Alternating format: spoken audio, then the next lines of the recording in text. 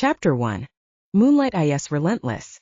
It works its way around curtains and through shades, slipping in like a practiced thief to steal away the safety of the shadows. I'd never needed those shadows more than I did that winter. Darkness had become my friend since I'd been infected. Even the barest touch of moonlight through the windows of the private plane, taking me far away from Switzerland, made my exposed skin tingle, and it was a good thing I was going far away. I'd been trapped at the Steinfelder Academy for girls for the last few months, and if my werewolf friends hadn't broken me out that morning, it would have been bad news on the society page. Nothing says a quality education quite like scratched debutantes and screaming heiresses. Yep, they were lucky I escaped. I was so about to become a werewolf. I tried to look on the bright side if there was one. At least I'd be with my boyfriend Austin Bridges III and his family for the holidays instead of being trapped in an evil Swiss boarding school. The other stuff changing into an animal, the uncontrollable hunger, the gaining of unsightly hair. Well, we were flying on a private plane toward the temporary antidote. It was in a place called Muldania. If you've never heard of Muldania, I don't blame you. I hardly paid attention in geography class either. Muldania is a tiny country wedged between Bulgaria and Romania. Apparently, that part of the Carpathian Mountains had once been a hotbed of werewolf hunks like my Austin. Now it's mostly known for, well, couldn't even tell you. Maybe that's why most people haven't heard of it. So yeah, I was on the run to Muldania that night. I know it sounds funny to be on the run in a private plane. It's definitely way better than hitchhiking, which you should never ever do, by the way. But don't be too impressed by the private plane. It was just Austin's family's jet, because when your dad is an internationally known rock star, he can't fly coach anymore. The Bridges family had created my cover story too. They'd sent an official looking email from the academy to my parents, telling them I was on a school-sponsored ski trip. It wasn't like they could say I was seeking protection and an anti-change serum from a pack of werewolves. You might be saying to yourself, aside from going through the hairy change stuff, what could be so evil about a boarding school besides bad food and stuck-up classmates? Well, it turns out there is a worldwide network called the Seven Horsemen trying to wipe out werewolves. They were the ones who'd convinced my parents to send me to Steinfelder so they could use me as a pawn to draw Austin and his pack out. I'd escaped the academy unscathed, but Austin had been shot in the shoulder during my escape. He was sleeping in the back of the plane, having hardly stirred during the whole flight. The wolves told me he was going to be all right, but I was scared for him and scared for me. Though I was safer with the Bridges family than I'd be anywhere else, the change was on my mind. I'd seen Austin transform once back when we first met at Camp Crescent the summer before, and he'd been off the serum. Couldn't begin to imagine the bone-crushing pain that I'd witnessed him undergo that night.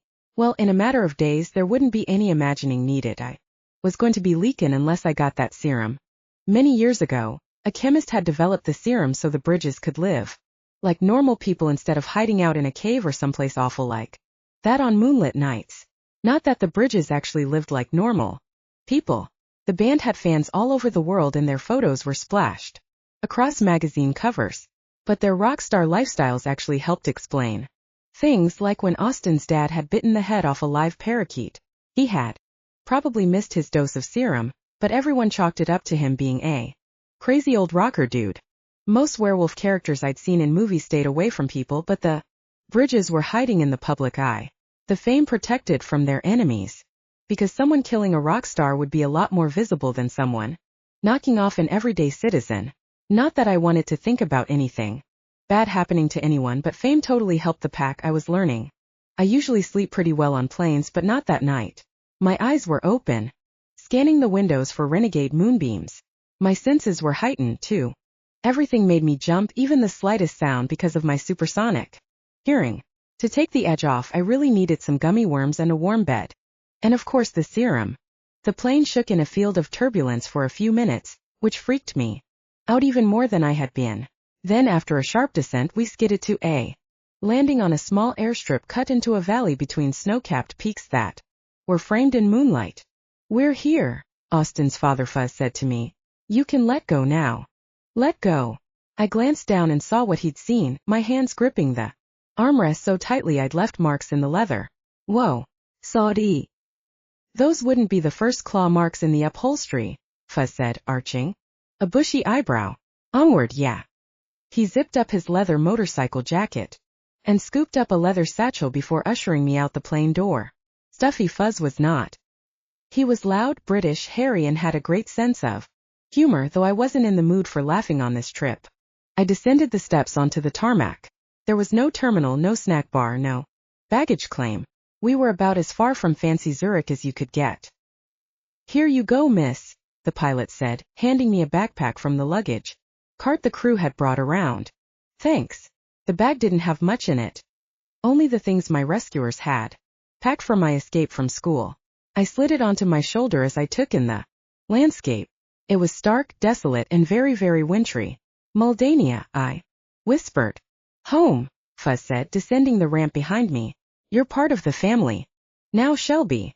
Very true, Austin said. I turned at the sound of his voice. Hey, how are you feeling?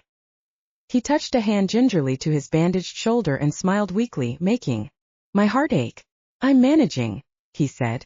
Come along then. Fuzz wrapped his burly arm around Austin's thin frame and helped him walk. A black SUV crunched through the layer of snow on the tarmac, skidding to stop near us. Right, said Fuzz. This'll be Boris then. Boris, a tall guy in a black suit and dark glasses, stepped out of the SUV and hustled to open the back door. Once Austin was comfortable in the back seat, I climbed in next to him while Fuzz joined Boris in the front seat. Couldn't be bothered to be bloody on time, I see, Fuzz growled. Boris gunned the engine, and we sped away from the airfield and onto a country road. Plane comes early, he said in a heavily accented voice. Night swept across the small valley as we drove. I wasn't quite sure what I had expected Muldania to look like, but right now it looked like Aspen, Colorado, where I'd been on vacation once. Back then, my stepmother Priscilla, who everyone called Honeybun, had been quite the ski bunny. Now I wasn't sure when they'd ski again because Honeybun was having a baby. I'd found that out on our last video chat from the academy. She and Dad wouldn't be skiing at all this season. The SUV swerved suddenly as a snowmobile zoomed toward us. In the front of the car, Boris muttered a curse word in some foreign language. Is that Muldanian? I whispered to Austin, reaching for his hand. Austin turned his head toward me, his eyes with the faintest of glimmer in them. It's Russian. There are Russian werewolves? Bloke's a bloody vampire, he's from all over, Fuzz said, looking back at me. A grin spread across his bearded face. A vampire?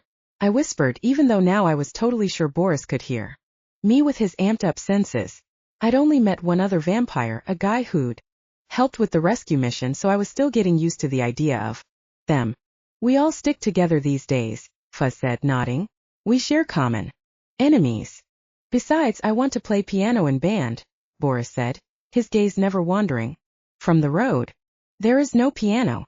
I keep telling him that, Fuzz replied under his breath. In the meantime, Father lets him drive. Austin rested his head on my shoulder. I reached up to push his silky brown bangs from his face. Thanks. His eyelashes fluttered closed. For a moment, there in the shadows of the Muldanian evening, Austin looked peaceful, content. In other circumstances I would have been happy too. In other, non-about-to-be-werewolf circumstances, my expression must have betrayed my worry because Fuzz said, Darling girl, I thought you said on the plane you were ready to embrace our ways. I don't have a choice. I mean, except for holding it off with the serum. Well, he continued, from what I've seen so far, I think you have the courage to revel fully in the way of the wolf. I'm sure Austin told you about his mother. She wasn't our kind, not at first, but she found a way to adapt. I had heard the story about Austin's mother. The trouble was, it didn't have a happy ending. She died in Scotland in a so-called hunting accident when Austin was young. I didn't want to end up that way. Courage, Fuzz said, patting my hand. You have that in spades. I nodded. It had been my courage that had sealed my fate with Austin's back at Camp Crescent. Though I'd been sent to brat camp by my stepmother for an attitude adjustment, Austin had been sent there without his father's knowledge. And without his anti-change serum. I'd helped him escape one night, but while he was injured and disoriented from a fight with the local wildlife, he'd grazed me with his teeth. It hadn't seemed like anything big at first, but the wound had taken forever to heal, and in the end, it had left more than a scar. Oi! Fuzz called out suddenly. Stop here for pork rinds. Boris swerved the car left, veering into an icy parking lot. Thanks for advance notice, boss. Pork rinds? Groß, imutat. Actually, they're like potato chips married bacon, Fuzz said. The best wolf treat I can think of short of downing a spring lamb in the field. Yikes. Are there any vegetarian werewolves? I asked, feeling queasy. I doubt it. Fuzz got out of the SUV and then opened my door. Coming. I shrugged out from under Austin's head and leaned him carefully in the other direction toward the window. I wasn't going to miss out on a chance to purchase some gummy worms if they had any. Wait, what is this? I said with a gasp as I stepped out into the snow. I believe you call them mini-marts. Fuzz walked ahead, his shaggy hair long over the collar of his leather jacket. I crunched after him across the parking lot toward the bright lights of the glass-fronted little building that looked neither quaint nor old.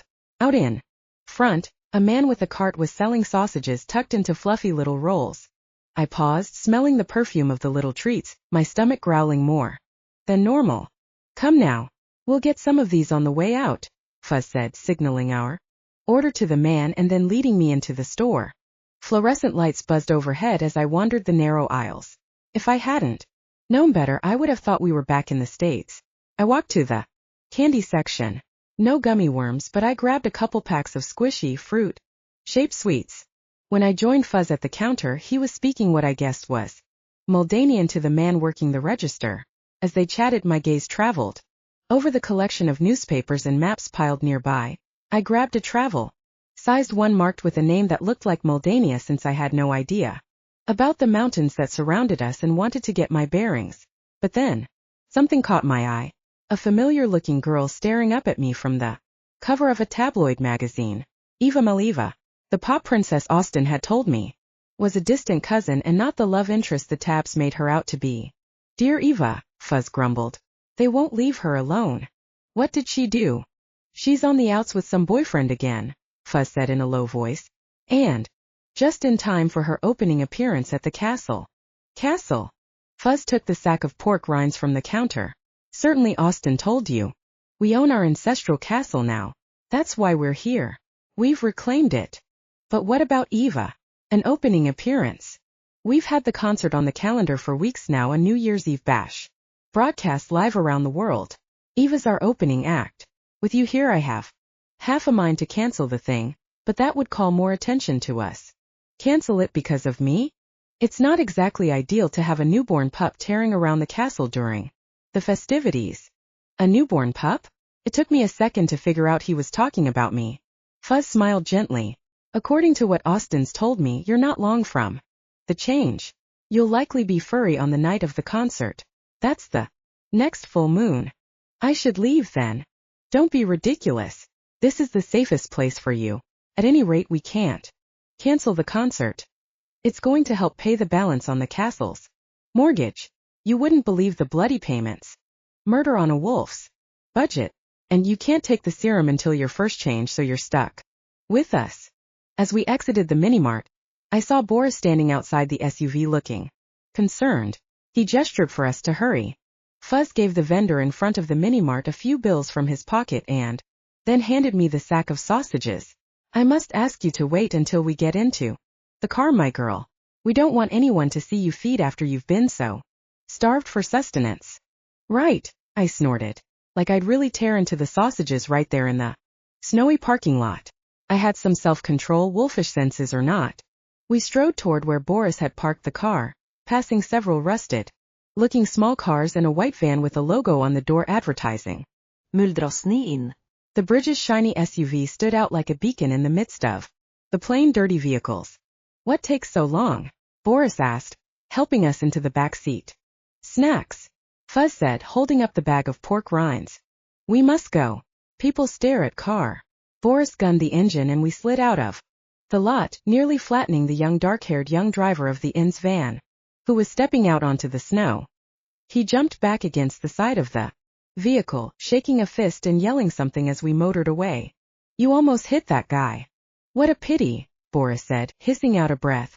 A little slower, chap, Fuzz said as he pulled open the bag of pork rinds. The smell of the salty fried snacks filled the back of the car. My stomach groaned. We'd had sandwiches on the private plane not that long ago. Still my insides burned with hunger. Next to me in the seat, Austin opened his eyes. Is that? Yes, darling boy. Fuzz plucked a rind from and held it out in front of Austin, who crunched right into it. Thank you. Austin sat up and reached for the bag. I knew those would perk you up, said Fuzz, smiling widely. Not to worry. We have Dr. Linden waiting at the castle.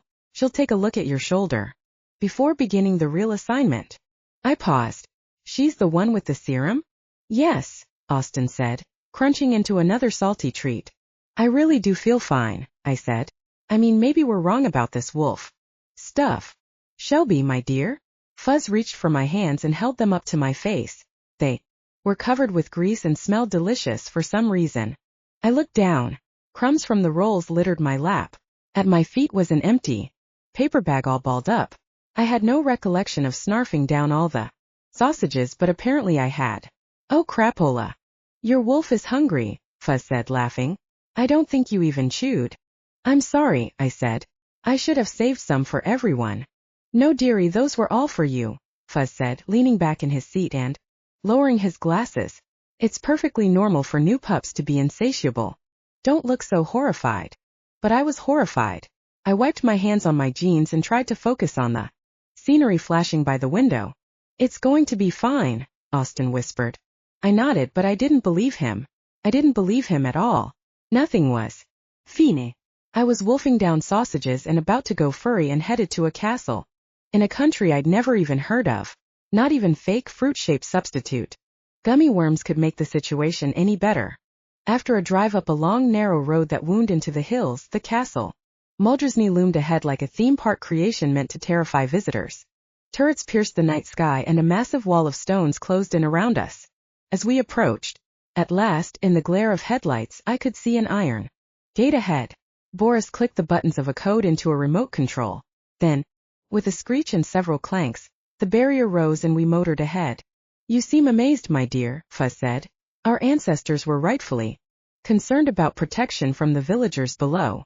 You can't fend off an angry mob with a picket fence. The door weighs nearly 3 tons. Imagine when it was cranked by hand. Austin opened his eyes. Have we arrived? Yes, I said, kissing his forehead. A minute later, I stepped onto a snow-covered cobblestone driveway and helped Austin out of the SUV. Looking up at the fierce facade of the castle, I decided it was very well castle-wide. There were ice-frosted, wolfish-looking gargoyles posted near the eaves and carved into the decorative trim of the walls. Wrought iron sconces that looked like they'd once held torches lit the entry. At the top of stone steps loomed a door that seemed built for giants, with wide planks of wood and a metal knocker in the shape of a wolf's head. It was built by monsters for monsters, all right, but I wouldn't be one for long, not after the serum was pumping through my veins, beating back the wolf that was scratching to get out. Chapter 2. I felt dizzy from the sight of all the blood Dr. Linden took from me after she'd seen to Austin's shoulder. When she was done, several vials worth sat in a rack on the table between us on a metal table. The downstairs lab was cold, probably from the stone walls, which gave the impression the doctor was building monsters, not developing life-saving serums. Young and blonde, the doctor was wearing jeans and a t-shirt beneath her white coat. If I closed my eyes, I could almost picture her working at the medical salon where my stepmother Honeybun got her injections. I'll perform tests on these samples today so we can get some more conclusive results, she said, capping the last vial.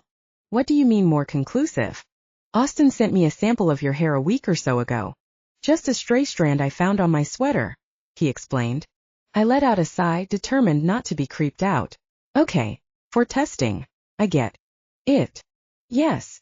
The doctor pulled off her exam gloves. The results were why we needed to get you here so quickly. The werewolf DNA strand in your cells was a bit different than what we've seen before. You're unique. I suddenly wished I had paid more attention in biology class. I didn't know much about DNA and all that stuff. My favorite class had always been English. Austin said you couldn't tell anything until after my first transformation, I said, remembering one of our conversations back at the academy, that we couldn't even try the serum until then. Well, that's true. The first dosage would be after your initial transformation. And yes, studying you in your wolf form would be of great benefit. The transformation may reveal more things about your unique physiology. So you can't prevent my first change at all? I have to go through it. Yes, your change is coming. It will come with the full moon, of course. But it could also come early in times of severe distress. Don't let yourself get too hungry. I shuddered, remembering the summer before when I'd met Austin and had seen him chasing down possums in desperation. I made a mental note to stock up on sausage rolls. I guess I was hoping to hear that you'd found some way to keep it from coming. The doctor shook her head. No. I'm afraid not. Austin looked down at his hands, avoiding my stare. You're bloody cursed and it's my fault, he said, his voice barely above a whisper. I'm so terribly sorry. Let's not get ahead of ourselves, Dr. Linden said. I'll test this pure sample and see what's happening with the DNA replication. Then I should know more. She turned toward the wall calendar above her steel desk. Though from what I saw in your hair sample, you're nearing the change more quickly than any other subject I've studied. Normally, the full transformation from ordinary human to werewolf takes about 9 months. You're only at 6 months. However, your DNA reads like someone who's already undergone the change. As if the replication were done. I'm done. Stick a fork in me, I said, making a joke. The doctor didn't laugh. The escalated changes indicate a greater potential for additional mutations. Until we study this further, there are many unknowns about your situation. Austin glanced over at me. Don't worry, love. The serum will help free you from this disease. You know it's not exactly a disease, the doctor said gently. This is your father's heritage. He's a good man. He wouldn't have employed my dad or me had he not cared about finding you a way to manage a lifestyle that wasn't your cup of tea. Forgive me, Dr. Linden. I didn't mean to sound ungrateful. You're not that, she said, patting Austin's arm. My dad's a scientist too, I said. I mean like yours is. He's the biochemist that developed the drug regen that a lot of dermatologists use. What is your dad doing now? Dr. Linden's smile faded. Nothing, she said, moving to neaten up the lab supplies on the table. My father isn't among us any longer. Oh geez, I said. Sorry. So then, the doctor straightened. A few things to go over. First, you're going to be extremely hungry. Please keep eating whatever you crave. Your metabolism is changing, so don't worry about overeating. It can't happen. You may also feel restless at night, unable to sleep. That's normal as well until the full lunar change. How long do I have? I asked, rising from the bench. The full moon is on New Year's Eve. That's just over a week away. Austin reached for my hand. Christmas is the beginning of next week and then. Oh, I said, mumbling a howl. Austin squeezed my fingers. Don't worry. I need to get to work on these fresh samples, the doctor said, ushering us to the door. You eat and get some rest. Austin, please stop hanging your head. For me, it's a very interesting research opportunity, no offense to either of you. Glad to be your lab rat, I said, trying another joke. This time the doctor smiled, and then she pushed us out the sliding door, closing it behind us with a click on a keypad. Now that we were alone, I said, she's right. Stop blaming yourself. Austin brought my hand to his lips, kissing my palm. I wanted to be with you. Forever, he said. I just didn't mean for it to happen this way. Forever. I repeated, feeling like that sounded really permanent, but I was kind of okay with that. Austin's cheeks flushed. I felt like we were meant for each other, as different as we are. I murmured. We were different. He released my hand and his smile faded. True. I followed him up the steps to the main floor, feeling unsettled. I hoped the tests would go quickly and that maybe, instead of just giving me the serum, the doctor would find some kind of cure. Seriously, if my being a wolf meant that Austin was going to hate himself, then I wanted it even less than before. Stepping into the dining room of Muldania Castle was like going back in time. Not only because of the rich tapestries and oil paintings showcased on the wall, but also because of the oversized oak table loaded with a spread fit for a king. Roast beef, stuffed pheasant, platters of fish, mounds of potatoes and vegetables and breads of all kinds covered the surface. It was such a contrast to the awful cuisine at the academy, I almost cried. As I surveyed the feast, conversation from the guests seated around the table bubbled up between the sounds of serious chowing down. It was an odd collection of diners.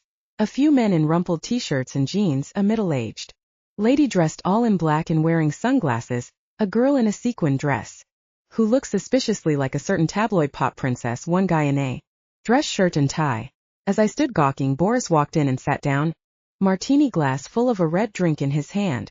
At last you've joined us, Fuzz said, picking up a small dog and taking a seat. I almost laughed. I really didn't expect a werewolf to have a Yorkie. Everyone, welcome our dear Austin and his lovely American flower, Shelby. Hope you'll all make her feel at home. This little yapper is called Maxine, he said, patting the pup on his lap. What's this then? The runaway girl. A wiry man with a mustache that looked like a twisted piece of black licorice stood up at the head of the table. I thought we discussed the risks of bringing her here. This is not in the plan. Monty, it wasn't in the plan for Austin to be shot in the shoulder and bloody Switzerland either, but it happened. And now we are here. Murmurs of concern sounded from the guests at the table. I'll be fine, Austin said, rolling his eyes. One of the great things about our kind is that we do heal rather quickly. I will, however, retire to my room to rest while you lot entertain Shelby. Austin kissed me on the cheek and whispered, see you later. There were nods around the table and a couple of knowing glances exchanged. Ah, so this is Shelby. The girl in the sequins looked up at me and smiled a big, toothy wolf smile that I couldn't classify as friendly. Hello, I'm called Eva. She stood up from the table and walked toward me. Petite with long, perfectly straight hair, Eva gained most of her height from her 4-inch heeled boots. Her leather skirt and shiny top, along with large diamond earrings, made her look like a pop star, all right. Her skin, though unlike the deep brown nut color of some in the entertainment world, was pale and creamy, and her makeup wasn't overdone. In other words, she was the kind of pretty I couldn't deny. I tugged at my hoodie's hem, pulling it down a little over my worn jeans, and shifted in my snow boots. I dressed for an outing to the village near the girls' school I'd escaped from, not dinner with rock stars. Eva kissed me on both cheeks. I've heard what you've been going through. I'm sure it's been most unpleasant. An Eastern European accent rippled through her words. Come, come, Fuzz interjected, beckoning me to an empty place at the table. Let's get you fed while we continue the introductions. I sat down in front of a platter of roasted pheasants, and my nostrils literally flared as I inhaled the intoxicating aroma. She needs to feed, all right, said a guy with long hair and a goatee sitting across from me.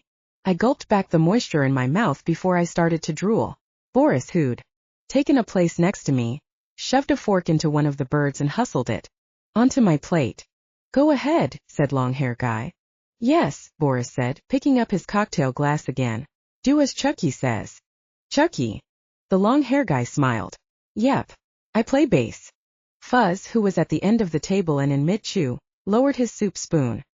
He reached down and put a scrap of something on the floor for the dog, who was whining at his feet. Go on, the rest of you, introduce yourselves. I'm Yotiot. A man with short dreadlocks and a Jamaican accent saluted me from across the table. I play violin. Next to me, Boris grumbled. Sure, violin, but no piano, he said, taking another drink. I'm Stan. Rhythm guitar, mumbled a short, bald guy with really hairy arms poking out from his t-shirt. He reached for a bowl of mashed potatoes, barely looking up at me. I'm Monty. Tour manager, said the wiry man who'd seemed so agitated earlier. It's my job to keep the band out of trouble. Monty's the only ordinary around here, Eva said, wiping her lips with a linen napkin. He doesn't like corralling the furry and blood-starved, but it pays well. After the last tour manager idiotically sent Austin away to brat camp last summer while I was on safari, Fuzz said, we decided anyone who worked for us needed to understand everything. Monty, though a bit shocked at first, has accepted our truth and is a most ardent protector. Monty gave Fuzz a tense look, then addressed me. While you're here, please follow directions and stay out of sight. The last thing we need is an international girl hunt ending up at the castle and leading undesirables to our sanctuary. Everyone at the table quieted. Sorry to be a downer, but it's only a matter of time, Chucky said, stabbing at the steak on his plate. They stalked us in London on our tour dates. Now, they've attacked Austin at Shelby's boarding school. The horsemen are Everywhere. Nonsense. Fuzz waved a hand. We're perfectly fine. Safety in numbers. Everyone.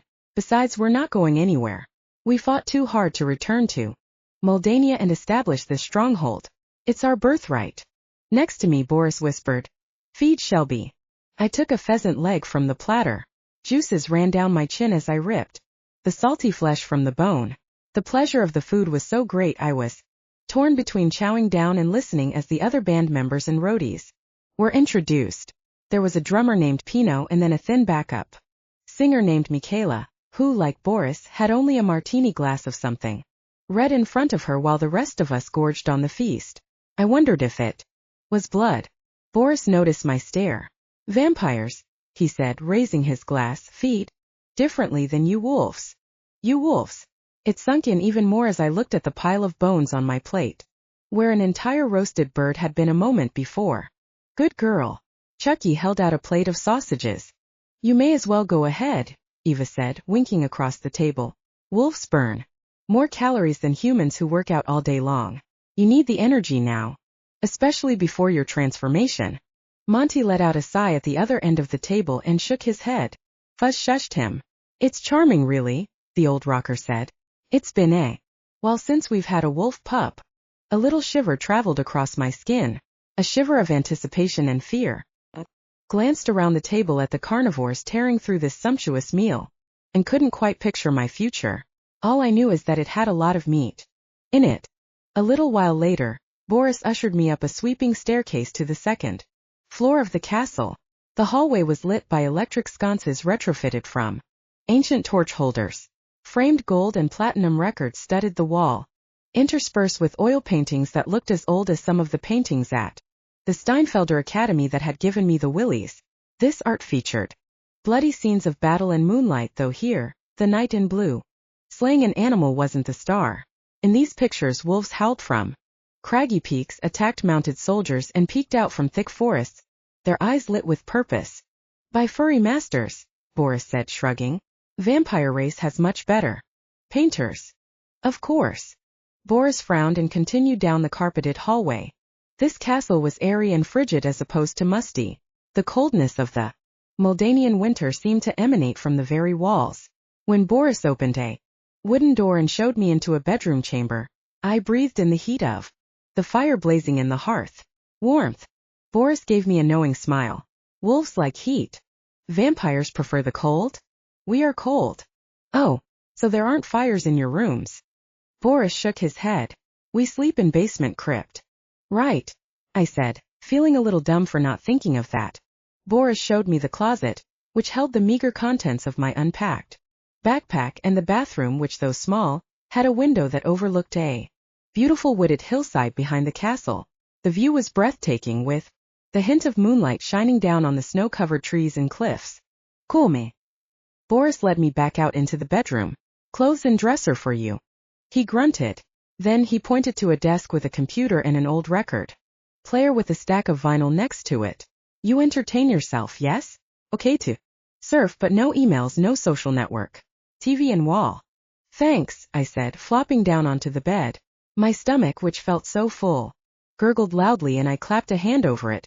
Smirking, Boris strode out of the room, and then I heard the click of a lock. Wait a sec. I hopped up from the bed and tried the doorknob. The vampire had locked me in. Hey, not cool. I banged on the door, but no one came. Maybe everyone in the castle knew I was going to be locked up. It wasn't like I was going anywhere. If I was going to go furry, why would I leave? The band was my only protection. Let me out. I pounded again on the door and then gave up. As I turned, I caught a glimpse of myself in the mirror. My curly brown hair had a dirty, slept-on look, and my hoodie and jeans were rumpled. I'd never been much of a fashionista, but I winced at sight. If I was locked in, I may as well clean up. I peeled off the dirty clothes and turned on the shower. It was one of those expensive shower heads that dump water down right from over you, which always makes me feel like a baby elephant or something, but man, it felt good. All the grit and worry seemed to slide from me and down the drain. Freshly scrubbed, I stepped out into the steamy air and wrapped one of the thick towels around me. Then, rubbing my hair with another towel, I walked over to the dresser and looked at the clothes inside. I was nearly blinded by bling.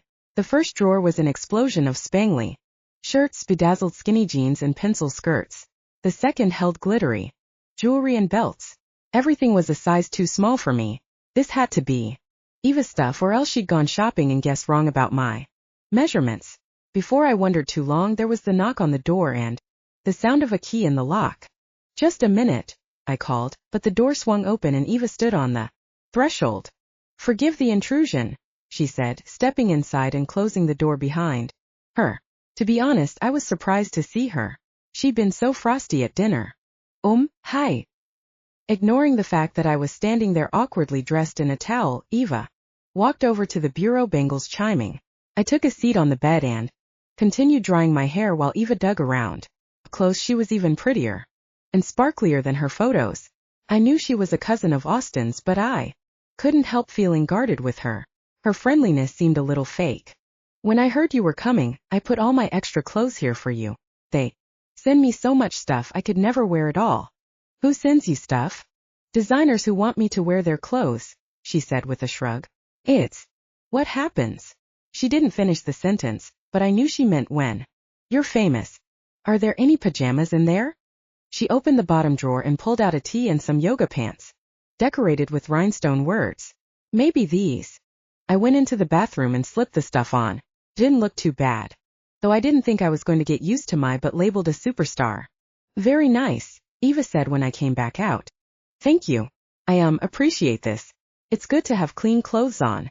She smiled a big, toothy smile and got up from the bed, bracelets jangling. "I'll leave you alone to rest now." "Yeah, but..." I glanced down at the keys in her hand. "There's no reason to lock me in, you know."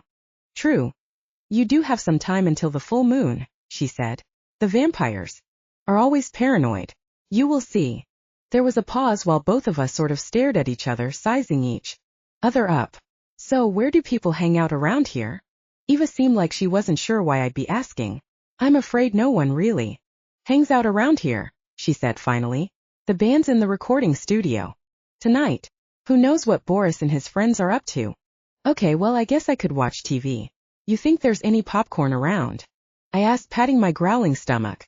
Eva hesitated, like she's realized that maybe she should try to be nice and offer to watch TV with me, but then she said, "I'll ask Cook to prepare snacks for you. She is a vampire, but her food is delicious, as you experienced tonight." Eva opened the door. "Oh, I didn't hear you there." "I've a habit of sneaking up," Austin said. At the sound of his voice, I jumped to my feet. I was so happy to see him standing there. Without a goodbye, Eva moved off down the hallway. "How was dinner, love?" "It was fine," I said, closing the door. "Did you rest?" Austin sat down on the bed and reached for my hand. "Yes, a little. I'm feeling better already." I studied his dark hair, the way it hung down his face over his olive skin. The warm light from the fireplace made his amber eyes seem to glow. He did look better. In fact, he looked pretty close to the way he did the first day I saw him. Strong, healthy, radiating a kind of magnetic energy. "How's your shoulder?" I said, reaching my other hand toward him. He flinched at my touch and pulled back. "I was glad to see Eva here with you. We all want to keep you safe." "Safe? You keep saying that." A dark look overtook Austin's eyes. "This town, Muldrisny, it's not exactly filled with friends. I never thought returning here was a good idea, but Father does as he chooses. Still, you're safe in the castle with us." "But what happens when I go back to my dad's house in Beverly Hills? I mean, can I hire some werewolf bodyguards or something?" Austin let out a long sigh. "I didn't want to tell you this, but you can't return to Beverly Hills. At least not soon, anyway. Not until we've got your condition under control." "What?" A rush of tears filled my eyes.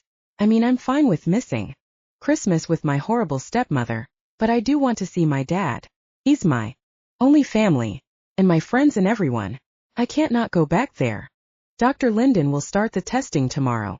I promise you it's going to work out. You'll be able to control this awful affliction, and no one will ever know you were infected. Then we can see about getting you home to your parents." I nodded and Austin left the room, his eyes downcast. I didn't like seeing him that way, and it scared me. This affliction, as he called it, could be controlled, but still, I didn't see how I was going to live free if he couldn't accept me that way. I was sure he'd always look at me and see the unfortunate mistake that had changed my life. Chapter 3. The snacks Eva promised never materialized, so I finally went to sleep. After the months on a hard mattress at Steinfelder, my body felt cradled in the fancy plush bed of the castle's guest room. If I hadn't remembered where I was when I woke in the morning, I could have sworn I was at a luxury hotel. As I descended for breakfast the next morning, I paused at the landing of the stairs, looking out the large picture window toward the sun rising over the Muldanian mountains. Maybe Boris was heading down to his basement crypt for a rest, though it didn't seem like the whole sunlight burning vampires up thing was true for him. He'd driven the car in the dawning twilight yesterday, after all. Someone set you free, superstar? A voice said behind me. I turned from the window to find Monty standing behind me. He was dressed in decidedly non-rock star apparel, a tweed suit that seemed a size too large, and bright white running shoes that seemed to glow against the blood-red carpet under our feet. Saudi. Monty smirked beneath his mustache. Your bum, my dear, indicates you're a superstar. He pointed, but at least he had the good sense not to touch me, because I would have punched him. Oh, the yoga pants, I said, sighing. I borrowed them from Eva. Well, that makes sense. You do seem like an average girl. I frowned at him. Thank you. Sorry, dear. It's only that since I heard Austin speaking of you, I imagined a more glamorous Beverly Hills type. I'm an heiress to a biochemistry fortune, not the daughter of movie stars, I said, gritting my teeth. My father invented an important drug used by cosmetic surgeons. Well, an heiress is something at least. He nodded at me as if he'd redeemed himself for being totally rude. The son of a rock star should be seen with someone important, you know. Not that you need to be seen at all. Right now. I sniffed at him, catching the scent of something rank beneath his cologne. Fear. I remembered he was one of the only ordinaries in the house, so I guess that was the source of his apprehension. Maybe he thought at any second someone in the band was going to drain him or take a bite out of his leg. Smiling with as much pretend fong as I could muster, I moved down the staircase toward the smell of breakfast.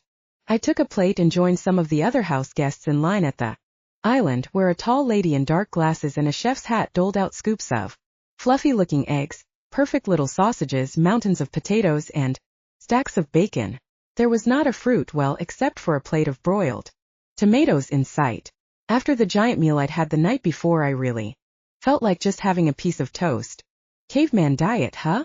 I asked the chef. Sorry, she said, tilting her head and smiling at me with a sharp-toothed grin. Yes, another vampire. That made for Boris, Pino the drummer, Michaela, the backup singer, and now chef. I meant all this meat and stuff, I explained, uncomfortable under her gaze. It's like that funny caveman diet people go on. She shrugged. I am feeding hungry wolves after all. True. I grabbed a glass of juice and one piece of bacon and shuffled off to the dining room table with the others before I said anything else lame. Where is girl? Boris suddenly swept into the room, his clompy boots hardly making a sound because of his whole vampire hyperspeed thing. The girl is eating her breakfast, I replied. Boris heaved a sigh of relief. The door was open, he said, clutching his chest. I worry something terrible happens. Who let you out? I did, Eva said, crossing the dining room with a full plate. Really, she's harmless. No need for lock and key. Boris scowled at her and then leaned in to whisper to me. Do not trust anyone. But me. His breath was sour, maybe with the remnants of his morning plasma cocktail. I am bodyguard and I keep you safe. That's nice, but I. No, Boris put a hand on my shoulder. Is not joke. Newborn pups are easy to kill. You need this strength near you watching. Okay, I said. Thanks. Boris moved back while nodding at me, a little smile on his pale face. It was kind of sweet in a way, having someone that wanted to watch over me, but really, was I in that much danger inside the castle? Morning all. Austin stood in the doorway. His skin had that sun-kissed color again. His dark hair brushed across his face, barely covering his amber eyes. He motioned for me to join him. Hi, I said, wiping my bacon-greased face with the sleeve of my borrowed hoodie. Hi, love, Austin said. Did you sleep all right? He lifted a hand to my chin and kissed me lightly on the lips. I nearly swooned. He reached out and arm to steady me as he pulled away. But then suddenly I crumpled over to one side, feeling a different kind of pain. Something was wrong. Something was terribly wrong with me. When my eyelids fluttered open, I saw the stone walls of my chamber, the flat screen TV playing some action movie, and Austin watching me from a chair next to my bed. "How are you feeling?" he asked. I put a hand to my side, and though it felt sore, there weren't any shooting pains like earlier. "What happened? You fainted." "It's nothing more than your stomach, love," Austin said. "You can't just have a glass of juice and a piece of bacon for a meal. You need to feed. That's all. Hunger weakens us and can drive us mad," he said. "It's one of the things the serum can control once administered. You're starved. Can I get more of those mini-mart sausages? Can the cook make those?" He smiled. "You've been asleep for 4 hours. Cook's off duty presently. The vamps take a nap during the day." "I wish I had more gummies," I said, bemoaning the fact that I'd eaten the whole bag watching TV last night.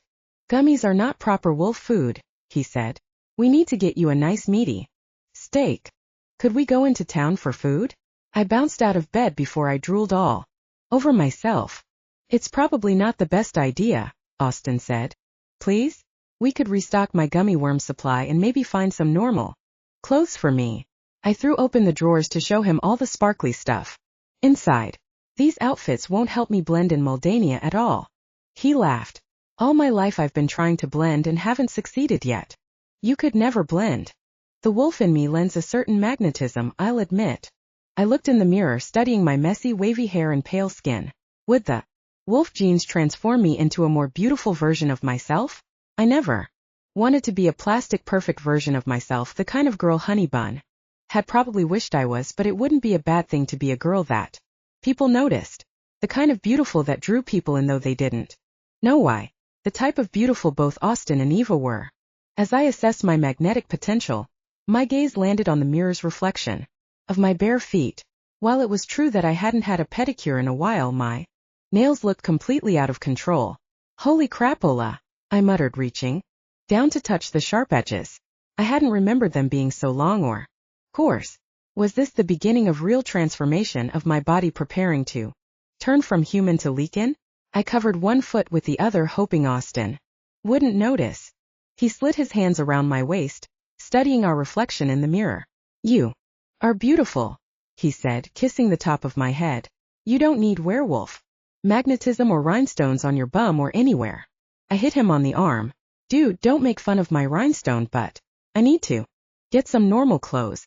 Also, I really do need something to eat. I'm feeling faint again." Austin gave me a look of uncertainty. "Perhaps we could get you some food in town if we make it quick. We'd have to go now while my father's tied up in the studio recording and Boris is napping." "Yes." I threw my arms around him. "I can't be stuck in this castle waiting around for blood tests all day anyway. We'll get some food, we'll get some decent clothes. Let's hit Muldrisny. Love, it's strictly a get in, get food, get out mission. Put on something warm." "Wait, I have to wear Eva's stuff in public? Her parka has neon fur trim." Austin lifted my chin and gazed into my eyes. "I'll strike a bargain with you. If it seems safe, we'll see what's available in the clothes shops in town." He kissed me, and in that moment he seemed like his old self, confident and wearing that half smile that I loved so much. Maybe this little visit to town was going to perk both of us up and help us forget our troubles. A few minutes later, we were in the black SUV, carefully descending the steep, curving road into Muldrisny. Sun glinted off the snow-covered bushes and trees. I had a warm feeling like we were on some kind of ski holiday instead of hiding out, waiting for my painful transformation. At the bottom of the hill, a quaint collection of small stone and brick buildings came into view. The writing on the buildings was Muldanian, so I had no idea what the shops were called, but the wares displayed in the windows held clues. One storefront display was comprised of lengths of sausages hanging from dowels, another had enormous wheels of cheese. Finally, at the end of the street, I spotted a shop window filled with brightly colored dresses on mannequins. I wasn't a dress kind of girl, but a dress was definitely better than stretchy pants with sparkling words on the butt. "There's a shop there," I said, pointing. "Right. I'll run in and get you a few things, but you have to stay here. Don't want you having an attack in the dressing room." Who would I attack? Austin shook his head, looking offended. Not who. You. You might pass out. Again. Really, after all this time you're still thinking about wolves. Attacking people? I'm disappointed. I just wanted to clarify, I said in a small voice. He got out of the car and motioned for me to lock the doors as he hurried into the shop. To pass the time, I watched the cars pass on the street. An old lady walked by rolling a cart full of groceries. A man exited the butcher's shop, with some links of sausage poking out of the top of his shopping bag. My nostrils flared. I glanced at the door locks, about to pop them and hurry out to follow those links down the street, but I heard knocking. Open, Austin asked. I let him in and he stuffed the bag of clothes in the back. No sparkles, right? Trousers and a couple sweaters, he said, climbing into the driver's seat. Yay! He drove us down the street and parked near a brick building with a wooden sign out front. There was a coat of arms on the sign but nothing I recognized. Austin helped me down from the SUV and onto the snowy sidewalk. This place I'm taking you has good meat, he said. The owner's a friend of my father. We moved toward the sidewalk as a white van pulled up next to us. A young dude got out and followed us down the sidewalk. He seemed familiar and I realized he was the driver Boris had almost run down the day before at the mini-mart. Really hoped road rage was a purely American problem. We went into the restaurant, which Austin translated as the Muldania old time pub. He said a few words to the burly owner, who showed us to 2 empty spots. At a long communal table packed with villagers, the van driver took the last place at the table, which happened to be right next to me. Austin gave the owner a look, but the owner shrugged as if to say, what can I do? There are no other tables. I'll order us a steak and vegetables. That sounds good. I felt a little self-conscious with all the people so close to us. Do they do takeout? Austin laughed. This is not America, nor is it a chip shop in London. Yeah, I guess not. America. The van driver turned to me suddenly. You are American visiting Muldania? I study English. Oh, very nice. My name is Ivan. He stuck a hand out toward me. I'm Austin. My werewolf boyfriend grabbed the guy's hand and shook it for me. Nice to meet you. This is my girlfriend, Chelsea. Ah, nice to meet you, he said, releasing Austin's hand and turning back to me. I raised my eyebrows at Austin, but I supposed his lying about my name was for security reasons. Chelsea, though? I was not a convincing Chelsea. To me, Chelsea was the name of a preppy girl who competed on the equestrian circuit. Not a girl like me who could barely tame her hair into a ponytail. Hi, Ivan, I said, shaking his hand. Do you live here? Ivan set his napkin in his lap. Yes. My family runs the Inn of Muldania. Austin gave me a look that I suppose was a warning, but I continued to talk. Oh, nice. Yes. My family once owned the castle Muldania, but business was bad and we had to sell the castle to foreigners. To Austin's dad, I said. The Englishman who bought the castle is Austin's father. Ah, so that is why I remember your name, Ivan said with a nod toward my boyfriend. I assume so. There was a chill in Austin's voice. We were forced to relocate into town, into a much smaller villa. It has only 6 rooms. Oh, well, the castle is looking very nice these days, I said like a dope. Ivan looked down at his menu, a frown on his face. A waiter appeared and took our order and Ivan's and then came back with mugs of something warm. Spiset tea, Austin explained. National drink of Muldania. Actually, plum liquor is our national drink, Ivan said. This is merely a local favorite. Austin glowered. Cheers, mate. Thank you for that information. I know much about Muldania, Ivan said, turning to me. There is a small museum in our lobby and my family has lived in Muldania for 600 years. You should come visit if you are interested in learning the truth about our country. My ancestors come from here as well, Austin countered. That's why we've purchased the castle. We've returned and we don't intend to leave. Ever. There was something simmering in the air between these two guys. Something not good at all. In addition, my stomach was starting to gurgle loudly as if I hadn't eaten in days. I clapped a hand over my middle trying to hush it, but I don't think anyone noticed, especially not Ivan or Austin, who were still glaring at each other. I need food, I whispered across the table to Austin. He glanced away from Ivan in time to see the panic on my face. And something else. Close your mouth. What? Are you telling me to shut up? No. Close your mouth. Annoyed, I sat back in my chair, my arms crossed. Not getting why Austin was being so rude, I chewed the inside of my lip in frustration and immediately tasted blood. I ran my tongue over my teeth and felt the sharp prick of their points. Their points? Holy crap, my teeth were suddenly as sharp as pencils on the first day of school. Stay here, Austin growled at me. He held a hand against his hurt shoulder as he walked away from the table. Your boyfriend, he is different from you, Ivan said, turning to me. Uh-huh, I said with a barely opened mouth. British. Sorry? What? British, I mumbled again. Londoner. Ivan raised his eyebrows but nodded at me. Austin appeared at the table a minute later. Go get in the car, I'll be there in a moment. What about the food? I whispered, getting up from my seat and grabbing my jacket. Suddenly the steak was way more important than new clothes. I've made arrangements with the owner. He's making a takeaway box to go. Nice. I smiled widely. Suddenly the room went quiet. Forks and spoons ceased dragging across stoneware bowls. There was no clink of glasses. Conversations ground to a halt. Everyone was staring at me and my apparently giant sharp teeth. I shut my mouth quickly and turned. All the crowd could see after that was my retreating rhinestone, but as I exited the front door. A little while later, we powered up the hill toward the castle. Austin wasn't smiling at all behind the wheel of the SUV. His dark eyes were trained on the icy road ahead of us. It was obvious he was irked by my inability to keep a low profile at the restaurant, but maybe he was also disgusted by the appearance of my wolf teeth. To fill the silence in my growling stomach, I chewed on another piece of steak from the to-go bag. At the top of the hill, Austin clicked the remote and then, after a lot of clanking and moaning from the iron gate, we motored into the driveway. Instead of a peaceful, snowy front yard, we found ourselves confronted with the house staff and the entire band, including some shivering, sleep-deprived vampires in robes and sunglasses. Everyone looked very annoyed, but Fuzz displayed a look of relief. Oh crapola, I whispered. With Maxine the dog yapping at his heels, Fuzz crunched over to the vehicle as we parked and threw open the driver's side door. Thank heavens you're all right. Boris flanked him. You took car without authorization, the vampire complained. We didn't know where you were, Fuzz said, helping Austin out onto the snow. We went into Muldrisny and were perfectly fine.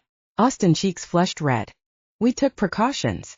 Shelby needed food and clothing. You two can't be out traipsing around town, Monty said. This girl must be hidden. Can you imagine the news reports, the panic in the town if she changed in front of them? I felt my cheeks warm. Actually, she hasn't changed yet, Austin said, interrupting my near admission of the teeth incident. I'm entirely capable of keeping her safe, he added, moving so that he towered over the little tour manager. Monty turned white and looked about ready to pee his pants. In a werewolf versus tour manager standoff, obviously the werewolf is going to win. That's kind of a duh. Wait, what is that? Boris yelled, dashing toward the front of the SUV. He grabbed something from the grill of the car. Do they have annoying flyer guys in Muldania too? I asked. Wait, if that's for Chinese takeout, can you save it for me? I could really go for some Mugugay pan. Boris unfolded the flyer in his hands and held it up. It was a printout of the coat of arms of the 7 horsemen, with a knight rearing on a steed in attack. Do you believe the danger now? You were seen, Fuzz growled. He glanced up at the castle walls as if there were snipers perched there, ready to take us all out. Everyone inside, some of them still grumbling, the band and staff drifted toward the front door. Monty remained on the snowy lawn at Fuzz's side. So did Maxine, though. She busied herself sniffing at some patches of grass poking up from the snow. Just a sec, okay? I plodded back to the SUV. Guiltily I pulled shopping bags from the back seat and then retrieved my nearly forgotten takeout from the passenger side. I think I started to drool again. Pursuit of perfectly roasted meat, Fuzz said, sniffing at my paper bag. I completely understand your hunger, darling, but going into town without security was foolish. We must keep you safe. You're not listening to me. I can protect her all on my own, Austin said. Son. Fuzz's voice resonated low and calm. Your intentions are quite honorable, but you must understand you can't be the bodyguard you want to be. Right now. Not with your shoulder. Exactly my point. Monty puffed his chest out a little. You can't protect Shelby out in public. We don't need either of you in the papers or hurt. The New Year's Eve concert is a little over a week away. It's the biggest event of your father's career. His career, of course. How silly of me. Fuzz slipped an arm around Austin's shoulder, and we all started walking with him to the castle. You know that I'm more concerned about you and Shelby than the concert, he said. Right, Austin said, slipping out from his father's arm. Listen to me. Fuzz's shout seemed to reverberate in all the castle stones. Maxine paused, leg lifted on fresh snow, and watched her master. You must listen to me for once. Austin turned, facing his father. I'm listening. It's not about the bloody concert, or the press or anything like that. Worldwide chatter about the 7 horsemen has increased tenfold in the last month. They are more than a note on a car, more than an operative placed in an academy to watch your girlfriend, or a sniper at a gate who gets off a lucky shot. The horsemen can't stand that we're back in Muldania, here in the home of our forefathers, our ancient packs. They want to kill us. Then why are we here? Austin's eyes were dark, his face red with fury. Why would you bring us to the middle of the bloody danger? Why, after all we've lost, would you put us in harm's way? This is where it all began, Fuzz said, his voice steady and strong. If ever we are to regain our pack strength, we have to reclaim the land we've bled for, the land we were driven from in ancient times. You of all people should know this rockstar gig has always been about being too visible to assassinate, not about just making music. Austin remained silent. Here in Muldania we can develop a stronghold and a pack that will wipe out any hunter that dares attack. Fuzz's smile was stressed. I don't want you to live in fear for the rest of your life. I want you and Shelby to be strong and free. Is that so wrong? Austin's expression softened, and he let his father wrap his arms around him. He'd complained, back when I'd first met him, that his father didn't care and wasn't paying attention, but the display in front of me proved that was false. Can we go inside now? Austin said, breaking from his father's embrace. Certainly, Fuzz said. Come along, Maxine. He clapped, and the little dog came running, dragging an ice-covered stick bigger than her head. Allow me, superstar. Monty took the shopping bags from my hands, and the two of us followed father and son into the castle their ancestors had built centuries before. I was filled with a mixture of love for Austin and fear that what Fuzz had said about the threat was real. It wasn't fake or a fantasy, just like my becoming a wolf wasn't either of those. People wanted to kill Austin and his family, which meant people wanted to kill me. The thoughts were sinking in as I wandered down the thickly carpeted hall to the kitchen to eat the rest of my tempting snack. Before I could make it there, Dr. Linden called to me from the stairwell. Shelby, I need to see you now. Okay. Can you see me in the kitchen? I held up the bag of food to explain. She nodded. Yes, of course, you'd be enormously hungry, she said, following me down the hallway. With the strange way your cells are behaving.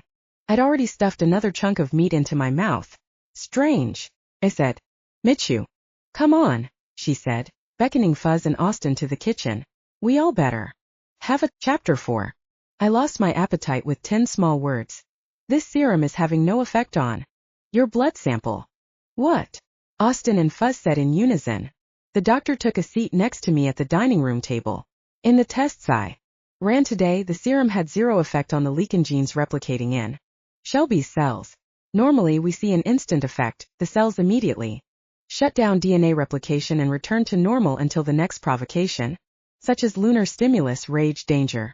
Of course, taken regularly, as with Austin's chosen regimen, the serum can prevent provocation entirely. But it won't work on me? My voice sounded hollow. Right. There appears to be a mutation. It's a different strain from Austin's that I'm seeing in you. It's unstable and highly mutated. I'm a mutant? I stood up from the table, wrapping my arms around myself. Not like that, Dr. Linden said. Your strain is more chemically resistant than the rest of the pack. Its weakness is driving its need to survive. Wants to feed. It wants to come to the moonlight so it can stay alive in your body. That's creepy, I said lamely. Fuzz patted me on the back. There. You're our little mutant, my girl. Chin up. Yes, Fuzz is right. There's no need for doom and gloom here. The doctor flashed me a small smile that didn't seem very confident. I'll continue to do tests and work on developing a more potent serum. And in the meantime, you'll change at the next full moon. And then, of course, at every subsequent full moon until we create a new serum. Currently, there is no cure, no treatment for your strain. Austin gave me a deep, long look, full of remorse. It's all right, my girl. Fuzz walked over and wrapped an arm around my shoulders. You get to be one of us until we develop a new drug for you. You'll love it. It won't be forever, Austin whispered. Dr. Linden smiled tensely. I don't know how long it will be before I have something that would work. It could be months or even years. Suddenly it hit me. I was going to be a werewolf indefinitely. Oh dear, don't cry. Fuzz gave me a reassuring squeeze. But, how do you hide this? How will I ever go home? Granted, my stepmom is a pain in the butt, but I do want to see my new little sister or brother when they're born next year. How can I be a werewolf in Beverly Hills? Wait, how do I go off to college? How do I ever live a normal life? Austin took my hand in his. You won't be living a normal life. You'll be living a life like mine. Well, like mine actually, Fuzz chimed in. He moved to the window gazing out at the snowy landscape. I don't usually take the serum. I only use it if I know I can't get privacy from my wolf. I enjoy the change. I spend time in the woods hunting, running, soaking in nature. It can be quite lovely. Hunting and running didn't sound that great to me, especially considering how crazy I'd felt the time I'd abandoned my cross-country skiing group to chase a rabbit into the woods back at boarding school. I wanted to be plain old Shelby Locke with a normal life and a normal, even though it was sometimes awful, home. Dr. Linden, I really want to be normal. You've got to help me. Why on earth would you want to be normal? Fuzz asked, a broad smile spreading across his face. Who would choose normal over extraordinary? She means not cursed, Austin said in a sharp tone. Fuzz took a seat at the table, avoiding Austin's glare. Maxine jumped up on his lap and licked his chin. Enough with the curse talk. I'll start work on a new serum right away. Linden said, getting up from the table. I'm coming down to the lab with you. Austin kissed me on the cheek then whispered he'd see me later on. It was just Fuzz and me at the table now. I'd lost my appetite, but I looked longingly at the paper sack, knowing that I should eat something if only to keep my wolf at bay. You're welcome to stay here at Muldersney Castle as long as you like, my dear. You're a member of our family now, Fuzz said, setting his teacup on its saucer. As far as finishing high school, we'll sign you up for an online completion course, plenty of those around. After that, we can create an internship with the band for university credit. I'm sure we could use some help working on the website. Austin says you're quite a skilled communicator. Great in composition class. But what about my family? Fuzz patted Maxine on the head. I've always found that people I love eventually come around to the idea that the man they see before them, the man they care about, is still the same man even if he is a werewolf. Imagine. In time your father would understand. He'd adapt. But once he knew, of course we'd have to ensure his safety. What? You think I might attack my own father? Heavens, no. We've seen the 7 horsemen use ordinaries to get to the pack. Look at what they tried with you at Steinfelder. They wanted you to be at that school. They probably sent your parents the brochure and guaranteed your acceptance. They positioned you there on purpose in order to get to Austin. We don't know what they might do to your father in order to draw you out once you're a full wolf. If they suspect you're all wolves, why don't they run to the press with the story? Why don't they expose you? Fuzz set his teacup daintily in its saucer. My dear, they're not about exposing. They are about exterminating. They're probably biding their time, plotting out some kind of mission now. Perhaps they'll storm the castle like they did in the old days. Of course, we'll be ready for them this time. I shivered. What kind of people are these? They don't even sound human. A very good point. And they call us animals, Fuzz said with a bitter laugh. Why don't you collect your snack and retire to your chamber?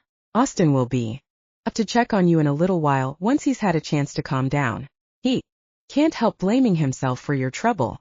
As much as I love my son, I hold no fantasies about his disdain for our life. He'd cure his own lycanthropy if he could. He's never wanted to be like me. After Fuzz left, I sat there in the carved chair that looked like it belonged in a museum, and then, at last, when I'd stopped feeling sorry for myself, I took the snack and climbed the dark stone stairs. Pust! A voice called as I approached the upper floors. A second later, sparkles hit my vision. Eva stood in the hallway, beckoning me to follow her. Come on. She led me down a stone hallway with super high ceilings. Where are we? Shoo! Eva gave a little knock on a heavy wooden door, then, satisfied no one was behind it, pushed it open. Before us was the most ornate library I had ever seen. Tall shelves held cloth and leather-bound books. Painted angels flew above us. In a ceiling mural, crystal chandeliers cast a warm glow all around. A spiral staircase rose in one corner of the room, leading to a catwalk and another floor of shelved books. 2 long oak tables appointed with Tiffany reading lamps spanned the room. Gold-framed artwork decorated the frescoed walls. Was breathtaking. What? Eva said, smiling at my wonder. You've never seen a library? Sure I have. Just not like this. Not even in Beverly Hills. I set my snack bag on a table and took a seat on one of the couches facing the dramatic windows. In the distance, the peaks of Muldania rose white against the growing twilight. The Bridges have always been scholars, Eva said, sinking down in the plush cushions on the other couch. Our family has produced all kinds of great writers and thinkers. Some would argue that Fuzz is a musical genius, I suppose. It seemed funny to hear Eva talking about geniuses while wearing a rhinestone-laden tracksuit, but I nodded. I heard the results of the test, Eva said. I couldn't quite tell if she was making fun of me or generally concerned. Bad news travels fast. Our hearing makes it nearly impossible not to eavesdrop. But how did you get up the stairs first? Eva rolled her eyes. Secret passages. Really, is this your first castle? Austin told me you were an heiress. I am, but, we live in a house. It's in Beverly Hills, but there aren't any secret passages or anything. So you're from New Money, Eva said, raising an eyebrow and nodding. A few years ago, my dad invented a drug called Regen that plastic surgeons use, and married my stepmother. Before that, we lived in Wisconsin like normal people. There weren't fancy houses or boarding schools or brat camps. Or werewolves. Eva relaxed, stretching her arms out wide across the back of the couch. Yes. Werewolves weren't in your plans, I'm sure. And you will be a wolf next week. This is not what you want. Duh. Eva shook her head slowly, her gaze not leaving mine. Hey, I want to help. You. Why would you want to do that? So far you've seemed annoyed that I'm even here. Eva sighed. I do want to help. How? Are you a chemist? Duh, Eva said, parroting me. Of course not. But there was a time not so long ago that I myself did not want to live this life. I constantly worried someone would discover my secret, expose me to the tabloids. I hoped that maybe there was a way to undo this condition, some way to revert back to a human girl. Wait, you were a human girl? No, she gave a soft laugh. I was born like this, but I had a desire to be ordinary. Her blue eyes took on a glassy appearance. I wanted to be like any other pop princess. I don't think their lives are much easier, I said. Do you ever read those tabloids you're on the covers of? Eva rolled her eyes. I am trying to tell you a story. When I was in the frame of mind, that low place of not wanting my heritage, I began to search for an ancient cure. I moved closer to Eva. What do you mean? Before chemists and serum and modern science, there were cures from the Middle Ages. Spells, incantations, potions to prevent the transformation. Few years ago, I left my mother's home in Romania and came here to Muldania in search of these cures. This castle was being used as an inn, and this was its library.